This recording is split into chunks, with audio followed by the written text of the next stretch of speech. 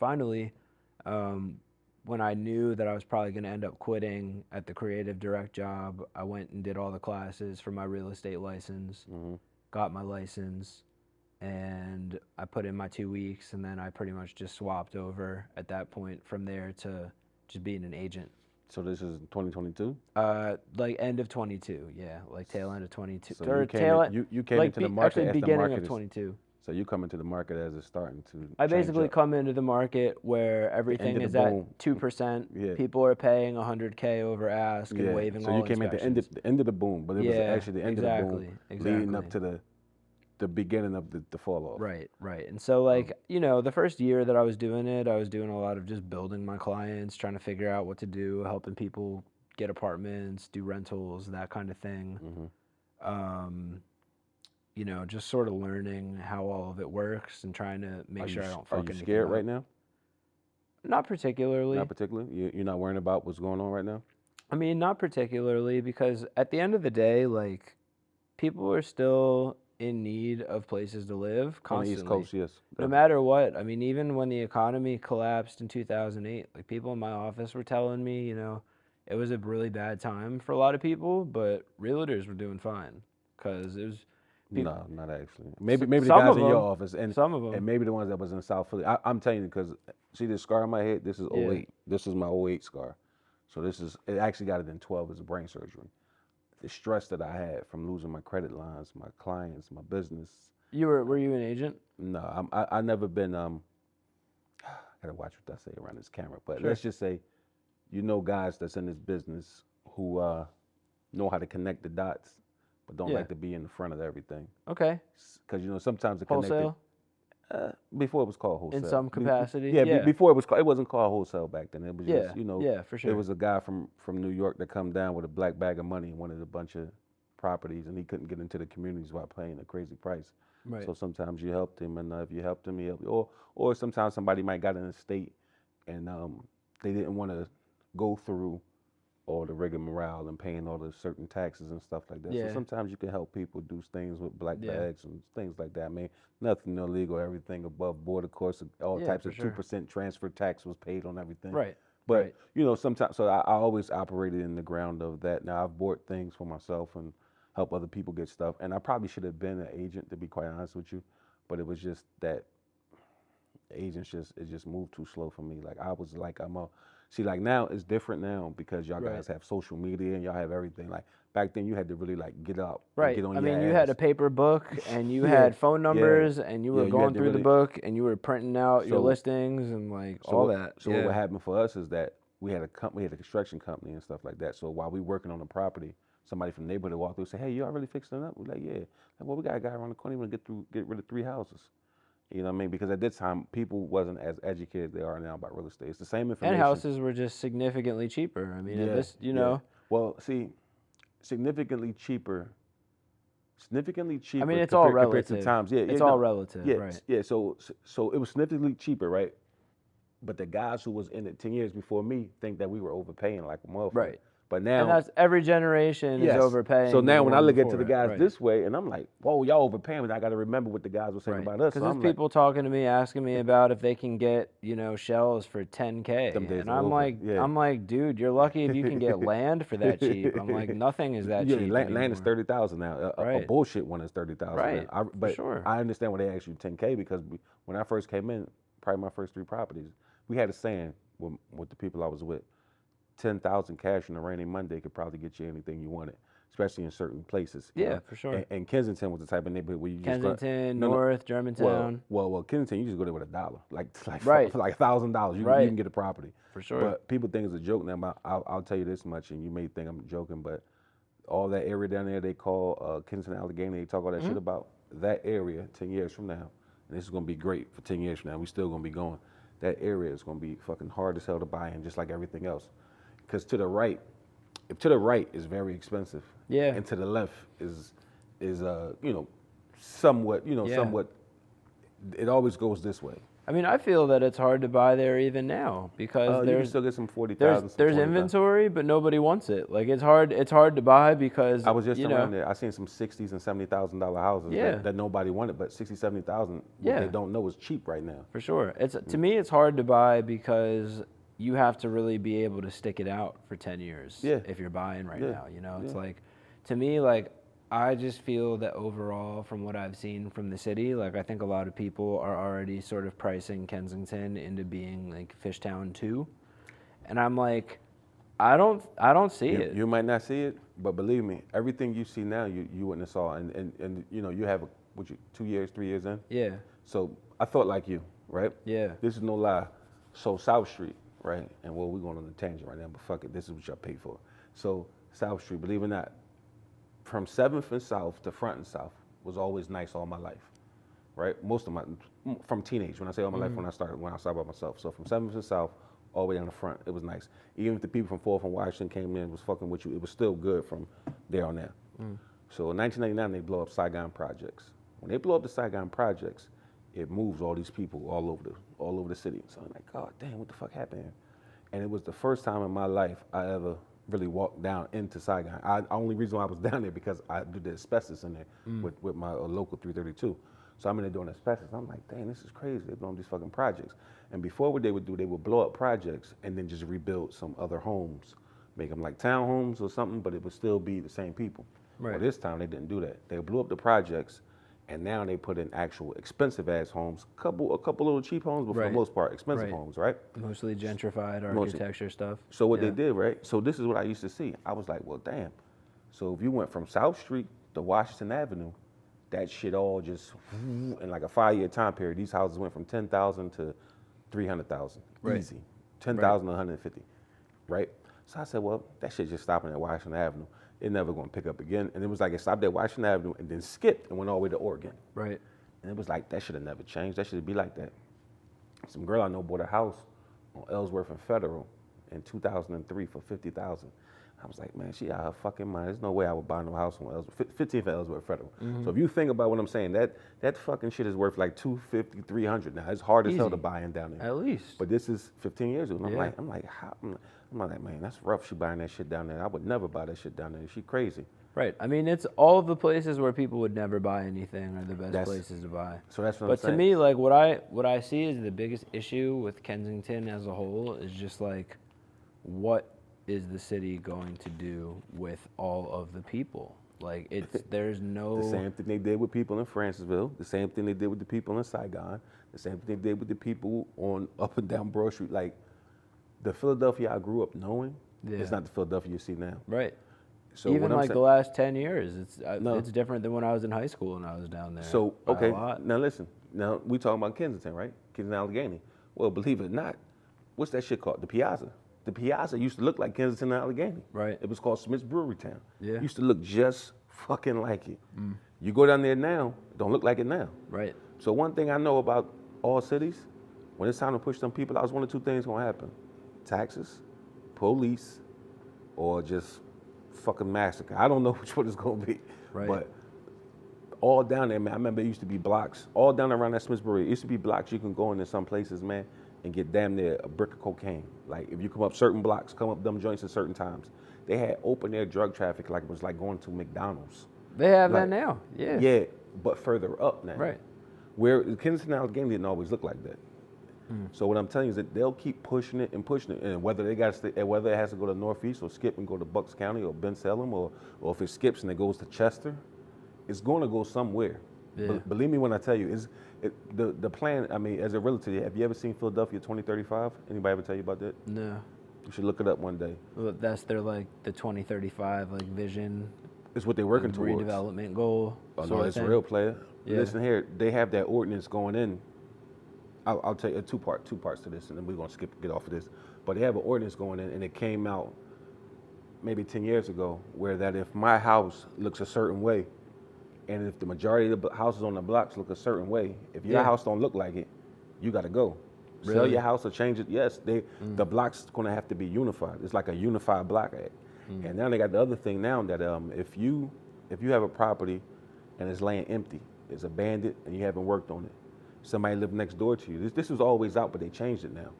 It's called the shit. I'm gonna say it wrong. 589 rule. I'm saying the wrong number. I'll get it to them. They'll put it in here. But it's a new rule, and yeah, fuck y'all. Yeah, that's what I said.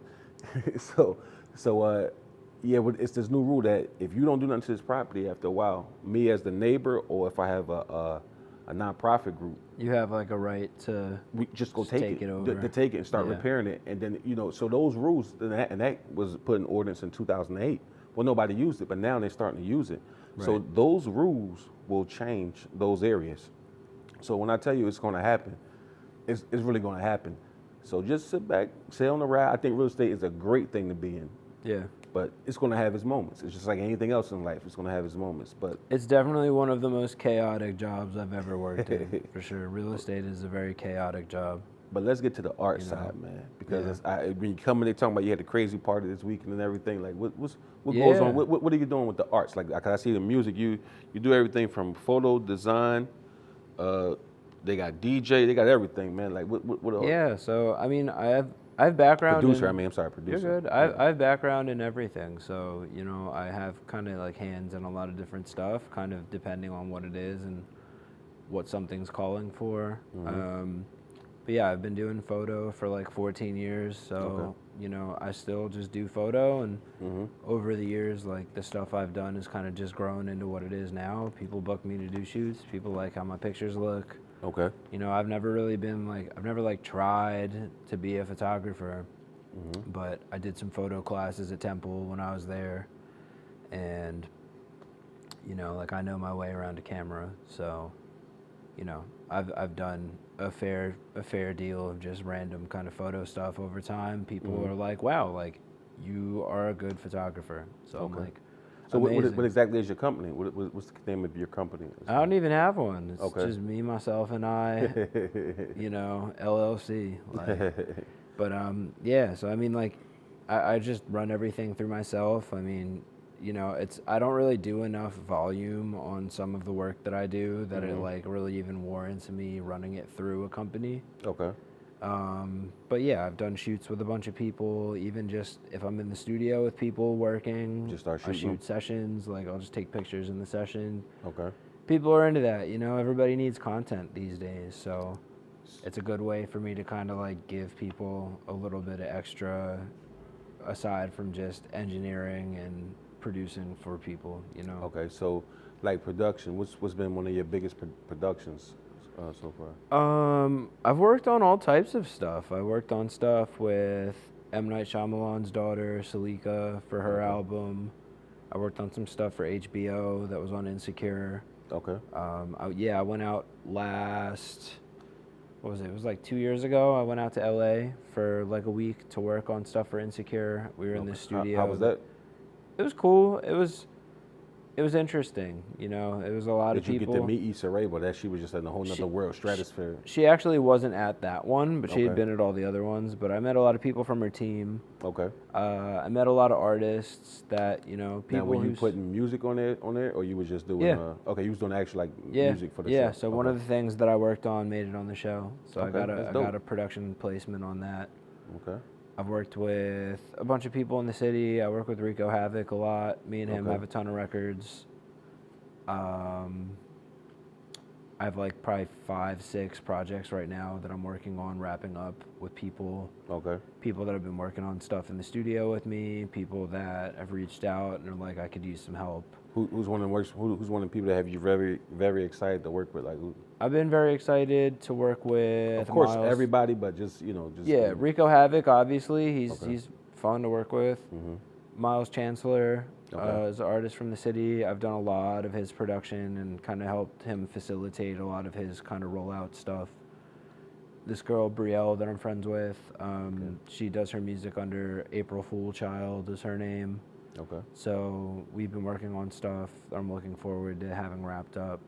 Y'all getting all these people because some of them I never heard of before. So make sure. There's a girl, Kay, that we were talking about that I brought out at my show, and I Okay. had her do a set because she was supposed to do an album release party in New York that week, actually, and something kind of fell through with the people doing it, That so happens. it didn't end up panning out. So I was like, yo, you might as well do a set on my thing. So she did her set. One of the songs on her project is one that I produced and helped her sort of flesh out too. Who else? There's a girl named Chioki that's dope, super, super dope, that I have some stuff with that I'm working with her on. And, you know, a couple people in LA, New York, whatever. Okay. Just people around wherever. I'm working on some stuff with Rob Banks right now. Who else? I don't know. I'm supposed to be in this Bobby Shmurda video next week, so I'm gonna try and work on some stuff with him, just because that'll be hilarious. Yeah. So the list they're growing. It just kind of it just goes, you know. It just rolls. Okay, so 10 years from now, what do you want them to be saying about you as far as you, who you are? When they say Krusty, what are they gonna be saying about Krusty 10 years from now? That I'm that bull. That you that bull? Yeah. Now is the idea is it just to be Krusty in the arts, or I know you're not Krusty in real estate. I don't have no idea what your real estate name is, but I know it's not Krusty. So I mean, or you're not really caring about the real estate, because it all goes kind of hand in hand. When you go, the higher you go, you're actually able to leverage more and more stuff together. So if you can leverage. Yeah, I mean, that's, to me, everything goes hand in hand. I mean, all the music and the art stuff that I'm working on is like directly, you know, benefiting my real estate stuff. Gotcha. Because I have a lot of people that work on music that I'm homies with that, you know, eventually they're like, wow, I just got this big ass check, got this big ass advance. Show me where it's at, baby. Yeah. Okay, so you just stand near the pot while the pot boiling. Yeah. And eventually something gonna pop, and it's gonna really pop. I mean, for now you're getting good pops, but when you get the big pop, I mean, it's just one of those things. Like, to me, is a lot of times people are like, I have this check, I have this advance, like, what do I do with it? You know, even like people don't necessarily solicit me for advice for like what to do with the money they got. Sometimes have a conversation. People will talk to me and be like, you know, I'm trying to figure it out. I'm like, dude, buy a duplex, put some tenants in it, you know, have an asset or something. Like, that's something you could do with it. You like real estate better than like stocks or mutual I do, because I feel like I have more control of it, you know? Think like so, huh? Yeah. Like, I mean, stocks and all that shit is cool, but it's like, at least with real estate, like, you know, I'm going in with my people. We're kind of setting very clear terms for what we want and what we're doing. And I know that no matter what, if we're doing that deal, I'm walking away with this much from it. You know, I don't have to be like, damn, I really hope this stock pans out in the next 5 years. Like, you know. I love talking to you because it's almost like talking to me when I was like 21, 22. Yeah. I used to be like, fuck stocks. Ain't no way I'll ever do a fucking stock. I mean, I have stuff in stocks, but I just, like real estate more, you know? They go hand in hand to me at this point. At this point in my life, it's almost like throw as much as you can in the IRA. Right. Keep your eye on it. But also, definitely, I love buildings first. Buildings is like my first love. Like, I never want to leave buildings ever. But I've learned there are times when certain markets get crushed and you have to leap into another market. So it's just funny, like, you know, I mean, listen to you, I used to be like, man, fuck them stocks. You couldn't pay me. And I made a big real estate purchase that wound up biting me in my ass later on. And if I took that same money and let's just say put it in Amazon, I'd be so fucking rich right now. Right. Fuck this Amazon. Fuck this crew back here is always busting my ass every day. Fuck these cameras. I'll be some weird old man in the water just banana boating all day. You know what I'm saying? But I'm bullshitting about that part about fuck the crew. I love the crew, but no, just stocks are they're amazing.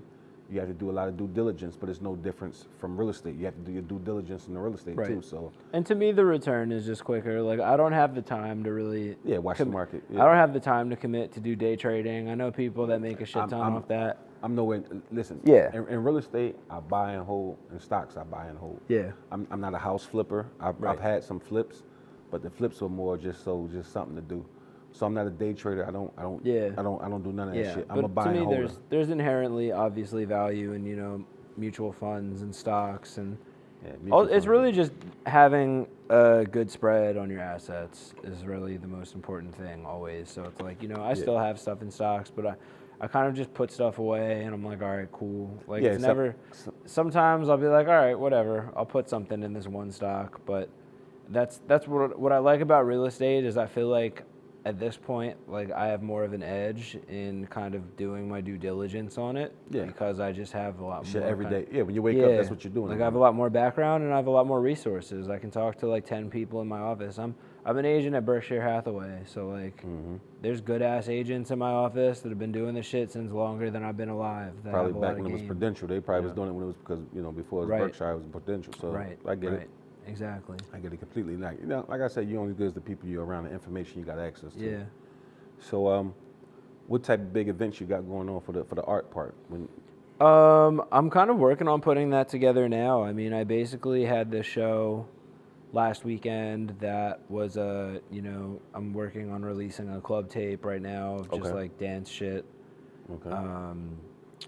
I basically kind of tricked everybody into coming for my release event for a thing that I didn't even release and have no expected release date on because I'm still just sort of working on tying it up and making it, a little more of a reformed version of So what when I you was say doing. dance music, like what you saying, like House, juke, okay. Jersey Club, Gotcha. jungle, like You ever heard of Action Figures? Of course I have. Okay, just I making did a sure. cover for You them. did a cover for them? Okay, Yeah. okay. Yeah. Yeah. So you know They're about hard. They're hard. Yeah.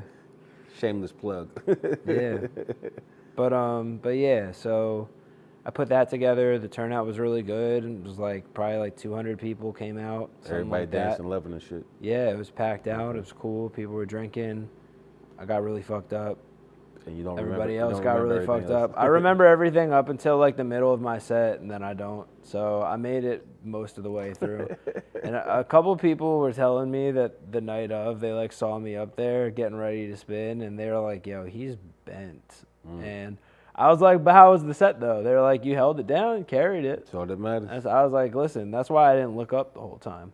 Because if I looked Just up, you and the music. if I looked up, I probably would have started folding." So, yeah. So I'm DJing like on a boat on September 1st. Somebody booked me for this like yacht Okay. party thing they're throwing. Okay. We're doing on the 14th of September. We're doing a skate party as like a listening party for Miles Chancellor for the album that I did with him. Okay. It's gonna be everybody on their roller skates, everybody busting their ass, Everybody kicking that shit. Okay. whatever, Okay.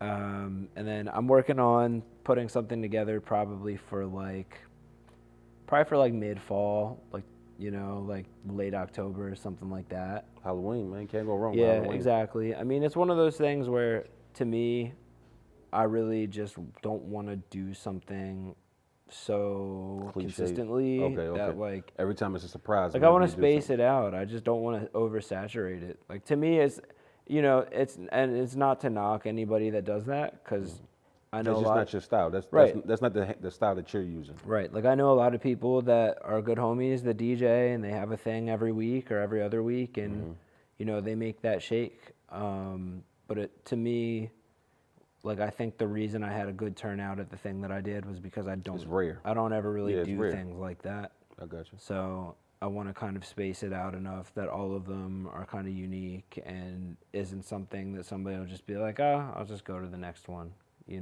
Okay. So I'm kind of working on putting that together now that like I did that, was able to just kind of put people on game to the fact that I still can do stuff like that. I can put stuff together and, Okay. it sounds good, it looks good. So overall, again, we want to circle back to this before we close this out. What is your long-term goal then at this point? Like as far as the art, what's the long-term goal for the art? To have a serious career off of it. I'm trying Okay. to be, for obviously I love music and I love creative shit. But also like I'm trying to, flat out I'm trying to be rich off this shit. Like and that's, to me like obviously there's a very high level of regard that I hold art and creativity that like that's one of the few kind of, passion pursuits that somebody can do that you can get fucking rich off of. Like, that's not everything that people do. Can you do that? Like, Gotcha. music is one of those things, and it's like not for anything other than the fact that, like, if I do that, then I can just do that as the thing that I do, and I don't have to do anything else. Okay, so that is the goal. Really, it is, yeah. I mean, Okay. it's like really my goal is to do that and not have to do anything else, but also like I'm not trying to be a starving artist. Like, fuck that. I did that. I been did that. That nightmare is like, that's a real nightmare, right? Eating 3 slices of pizza that are $1 per a day is not for me, bro. Like, That's breakfast, lunch, and I'm dinner. trying to have a nice crib and nice shit and like be able to go eat wherever the fuck I want whenever. Like, Buy whatever fancy sneakers, you know, and whatever cool clothes. and to you me, wanna it's buy. also like, you know, if I'm able to do that, I'll feel good that I worked really hard at it and earned that shit. Okay. And I'll feel, you know, good about that, you know. But I believe in it. Like, I believe in music. I believe in art. And, you know, I have a lot of love for just the arts in general. And that's really like, if I was able to kind of spend the majority of my time and my energy doing that, then I would, you know. Okay. But it's like also right now, got other shit going on. Got lights, got to stay on. Gotta keep them on. All yeah. that, you Yeah, know. ours I have sound my real estate license. If I ever get a ton of money and I can buy a nice house, I won't need to pay anybody a commission to help me do it. Pay your I own can buy my commission, own right, house. yep. I'll pay my commission. I'll knock it off of my down payment. Gotcha. And I'll refer a shit ton of people clients and get my 25% and just call it at that, you know? Okay. All right. Well, before we get out of here, I want you to tell people how they get in contact with you. Yeah. As an agent or as Yeah, a party both. guy? My email is talktokrispy@gmail.com. My Instagram is mymanskrispy with a K. My phone number is just on my Instagram. I'm a very public and accessible and reachable person. Like, I really don't give a shit. I will talk to anyone about anything. Most people will tell you that. Like, I do not care. If someone that I know or someone that sort of knows me calls me or texts me on some random shit, I will always talk to people about anything. I do not care. So, I got a lot of game in general for a bunch of stuff, you know. All right. So, folks, we're going to wrap this one up.